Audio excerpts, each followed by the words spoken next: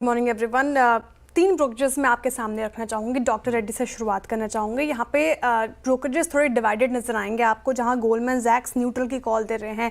JP Morgan और Kotak institutional equities थोड़े bearish side पर हैं। जेपी मॉर्गन ने अंडरवेट की कॉल रख दी है, 1060 रुपये प्रति शेयर का target price. Kotak securities reduce की कॉल दे रहे हैं, टारगेट प्राइस 1180 का रख दिया है। वे नोमुरा कह रहे हैं कि आप डॉक्टर रेड्डी बाई कर सकते हैं।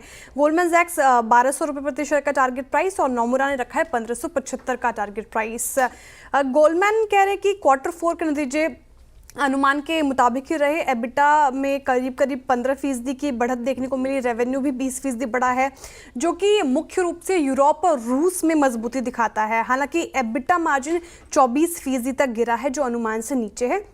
और इसका कारण क्या था? ग्रॉस मार्जिन, कम लाइसेंसिंग रेवेन्यू और कीमतों में गिरावट। जेपी मॉर्गन और कोटक जो बेरिश है, उनकी बात करूं तो उनका मानना है कि Q4 रेवेन्यू अनुमान के मुताबिक था, लेकिन एबिटा दिक्कत वाली थी, वो कम रहा। और आप बात करें एबिटा मार्जिन की तो लगभग 18% है, जो बड़े प्रतिस्पर्धियों से, कॉम्पिटिटर्स से काफ़ी कम है। और भारत में ग्रोथ धीमी रही है, ये जेपी मॉर्गन ने और कोटक इंस्टीट्यूशनल इक्विटीज़ ने दोनों ने ही बताया है।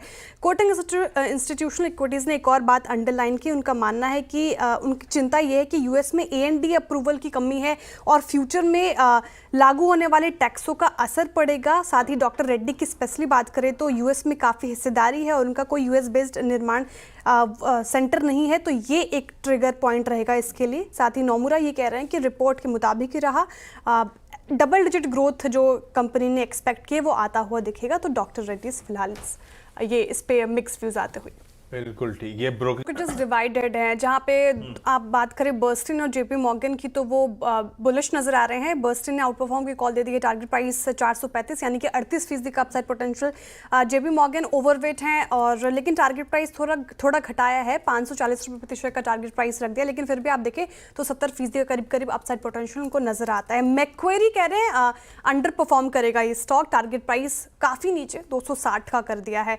बर्स्टिन और जेपी मॉर्गन का क्या मानना है? उनका मानना है कि कंपनी का जो प्रदर्शन है वह उम्मीद के मुताबिक ही रहा। फूड डिलीवरी में अच्छा प्रदर्शन किया। ऑर्डर वैल्यू वहाँ की बात करें तो 7.60% रहा, जो कि जोमेटो से काफ़ी ज़्यादा बेहतर है। ये कंपनी ने फर्म ने अंडरलाइन की है, जिससे स्विगी का मार्केट हिस्सेदारी भी बढ़ा है। मुनाफे के लिहाज से फूड डिलीवरी का मार्जिन 40 बेसिस पॉइंट बढ़कर 7.80% रह गया। लेकिन क्विक कॉमर्स यहाँ पे दिक्कत था, वहाँ पे नुकसान बढ़ गया। जेपी मॉर्गन कह रहे हैं कि क्विक कॉमर्स का एक्सपेंशन ब्लिंकिट के बराबर रहा, लेकिन उतना मजबूत नहीं था जितनी उम्मीद थी।